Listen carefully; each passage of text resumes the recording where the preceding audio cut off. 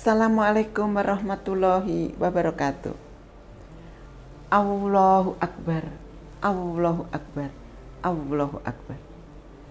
Alhamdulillah, alhamdulillahirabbil alamin. Asyhadu alla ilaha illallah wa asyhadu anna Muhammadur Rasulullah. Assalatu wassalamu ala asrofil anbiya'i wal mursalin wa ala alihi washabihi ajmain, amma ba'd.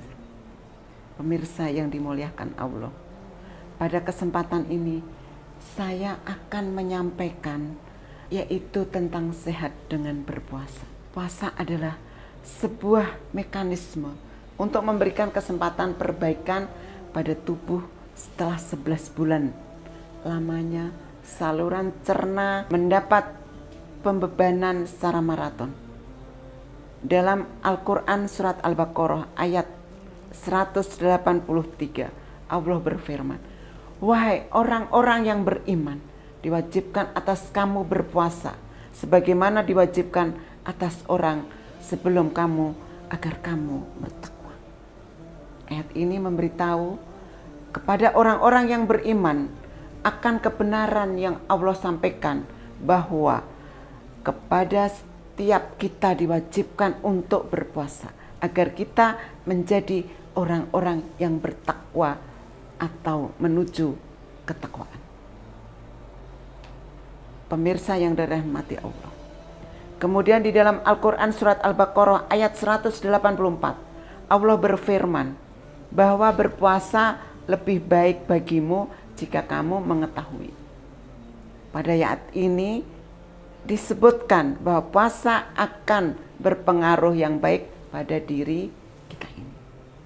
Kemudian di dalam Al-Quran surat Al-Baqarah ayat 168, Allah berfirman bahwa, "Hai sekalian manusia, makanlah dari apa yang terdapat di bumi, makanan yang halal dan juga baik." Di sini jika diperintahkan untuk memakan makanan yang halal dan baik, dari hadis riwayat Muslim, Rasulullah bersabda bahwa sumber dari pada penyakit adalah perut. Perut adalah gudang penyakit dan berpuasa adalah obatnya. Pemirsa yang dirahmati Allah, pada sistem pencernaan apabila kita melihat jauh dan detail, sistem pencernaan kita kurang lebih bagikan sebuah pabrik kimia yang sangat canggih, mulai dari sistem mekanis, enzim, hormon, sampai sistem otomatis dalam prosesnya yang dikendalikan dengan sangat canggih dan luar biasa. Bukan hanya dalam skala makronya, melainkan juga pada skala mikronya yang belum bisa dipahami sepenuhnya oleh ilmu kedokteran dewasa ini. Dalam proses pencernaan makanan, kita mengenal 3 fase mencerna makanan. Yang pertama adalah fase pembuangan. Fase ini berjalan prosesnya pada waktu pagi hari sampai menjelang siang. Antara jam 4 pagi sampai jam 12 siang.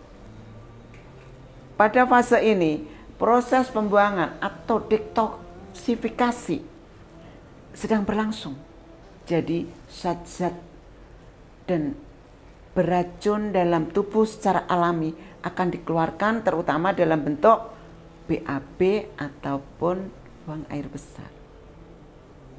Pemirsa yang dirahmati Allah, fase yang kedua yaitu fase pencernaan.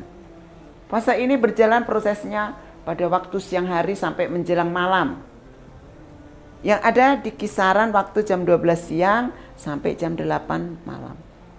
Pada fase ini pencernaan sedang aktif berlangsung, di mana makanan yang kita makan di pagi hari sedang diproses, dicerna di dalam tubuh, sehingga pada jam-jam ini biasanya kita akan diserang ngantuk.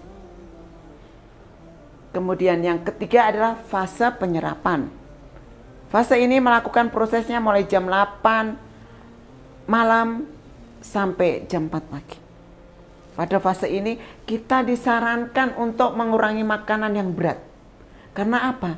Jangan sampai proses penyerapan nutrisi ke dalam tubuh menjadi terganggu. Ketika penyerapan terganggu, maka nutrisi akan disimpan dalam bentuk lemak di dalam tubuh. Pemirsa yang dirahmati Allah, di sini kita bisa lihat daya cerna di lambung, makanan ditampung selama 4 jam. Kemudian pengolahan dan penyerapan usus adalah sekitar 4 jam lamanya. Total menjadi 8 jam. Misal kita makan jam 7 pagi, maka makanan akan terserap usus selesai jam 3 sore.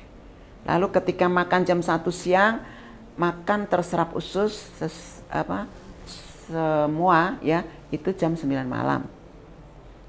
Kalau makannya jam 8 malam, maka makan baru ya selesai diserap jam 4 pagi. Dan ketika makan jam 4 pagi, maka pada jam 12 siang makanan tersebut baru akan habis terserap oleh usus. Nah, pemirsa yang dirahmati Allah, sekarang kita akan melihat makan apa saja dan waktu yang dibutuhkan untuk mencerna. Buah-buahan setengah jam, sayur-sayuran 1 jam, karbohidrat 2 jam, protein 4 jam. Dan yang paling lama adalah lemak selama 6 jam. Inilah maka lemak menjadi penyebab kegemukan. Karena di saat makanan lain sudah dicerna habis, lemak masih dicerna. Belum habis sudah dimasukkan makanan lain. Dan begitu seterusnya. Kalau kita tidak merubah pola makan, ya. Nah, saya lanjutkan lagi pemirsa. Apabila kita melihat ini, maka kita bisa melihat betapa sibuknya pencernaan kita.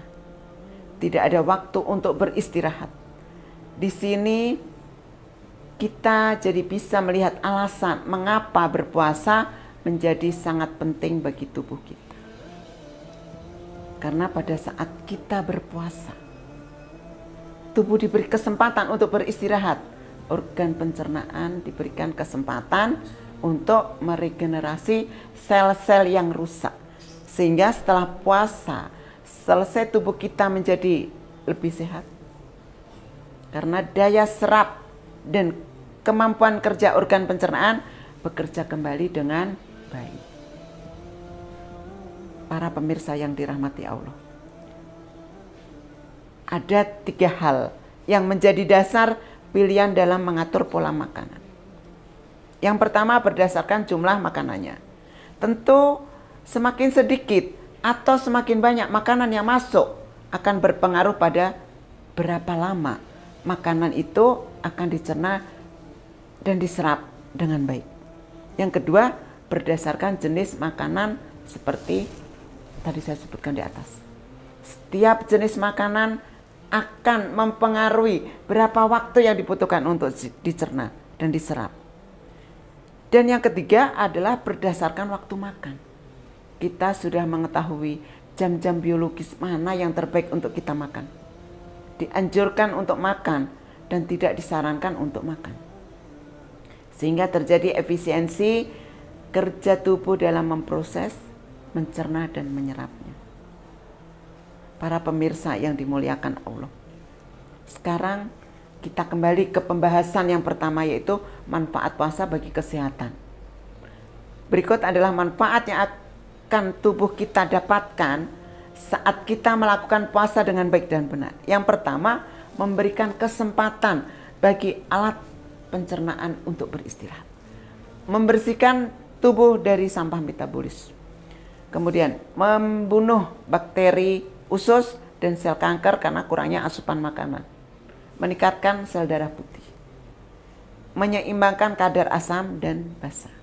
Meremajakan sel-sel tubuh. Nah itu.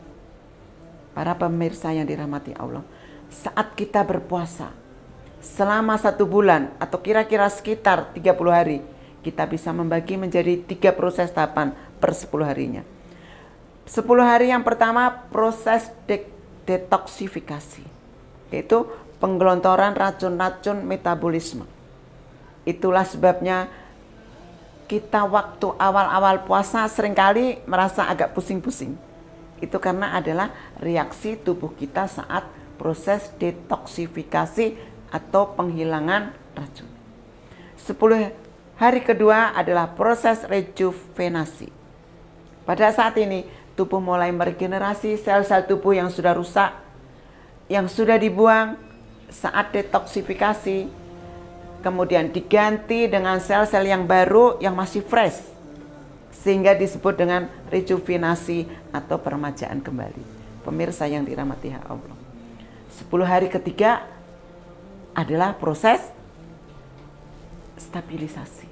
Di saat ini tubuh mudah mulai menjadi seperti baru lagi, kembali badan ke stamina yang lebih fresh, sehingga biasanya pada saat-saat ini badan kita menjadi terasa lebih ringan, lebih enteng, dan puasa yang sebelumnya terasa melelahkan menjadi biasa-biasa saja. Hal ini terjadi apa?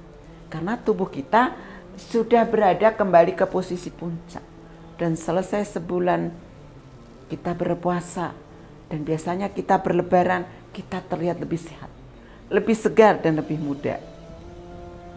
Para pemirsa yang dirahmati Allah, berikut adalah konsumsi pola makanan sehat selama puasa. Di sini kita bagi menjadi 3 bagian, yaitu dari 100% makanan yang akan kita makan, 50% kita konsumsi saat berbuka puasa, 40% saat setelah sholat raweh, dan sahur cukup 10% saja. Apa saja makanan yang harus dihindari saat berbuka puasa? Pertama, jangan suka lapar mata dan balas dendam. Jika apa yang terlihat enak di mata dan sudah terbayang untuk dimakan saat buka puasa, sebaiknya dihindari karena tubuh kita tidak sebutuh keinginan hawa nafsu kita. Selanjutnya, makanan pedas, asam, bersantan kental harus dihindari karena perut kita belum siap untuk makanan ini. Malah perut kita nanti menjadi sakit. Dan satu lagi, untuk minuman, hindari minuman bersoda saat berbuka puasa, karena bisa membuat perut menjadi kembung, sehingga organ pencernaan tidak bekerja dengan yang baik saat itu.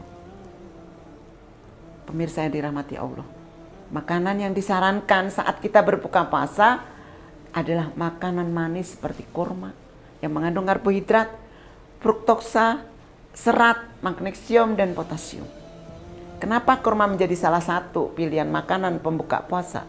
Hal ini disebabkan oleh beberapa manfaat yang dimiliki oleh buah kurma, yaitu mudah dicerna, kemudian mencegah makan berlebih, menyiapkan perut untuk menerima makanan lain, menormalkan keasaman darah, menyehatkan sistem pencernaan, menyediakan energi dengan cepat, mencukupi kebutuhan nutrisi. Para pemirsa yang dimuliakan dan dirahmati Allah, kemudian saat sahur kita harus menghindari makanan dan minuman berikut ini ya, agar selalu puasa perut kita tidak sakit atau berulah perut kita ini, yaitu teh, kopi, coklat, soda, dan asam. Selanjutnya, makanan yang baik untuk persiapan saat kita berpuasa adalah jenis-jenis makanan yang lama dicerna sehingga kita tidak mudah lapar, seperti kacang-kacangan, buah-buahan, sayur-sayuran, dan buah kering. Terakhir, jangan lupa untuk minum air yang cukup agar tidak terdehidrasi, yaitu dengan cara membiasakan untuk minum sekitar 3-4 gelas saat sahur dan 5-6 gelas saat berbuka puasa sampai sebelum tidur. Pemirsa yang dimuliakan Allah, kemudian ada tips untuk cantik saat berpuasa dengan cara membiasakan makan makanan yaitu berupa tempe, tempe mentah, jambu biji merah, pepaya matang. Menurut Profesor Diana Drailos dari Amerika, dari hasil penelitiannya tentang khasiat tempe, ternyata tempe itu bisa menjadi obat jerawat, anti kerut pada kulit, dan juga obat untuk rambut yang rontok. Lalu jambu biji selain vitamin C yang tinggi juga bisa membuat warna kulit menjadi cerah. Dan pepaya yang matang disebutkan juga bisa menghaluskan kulit dan menghilangkan bekas jerawat. Terakhir yaitu lapar dan haus ataupun puasa adalah sebuah proses yang membawa kita untuk mencapai kondisi yang seimbang kembali.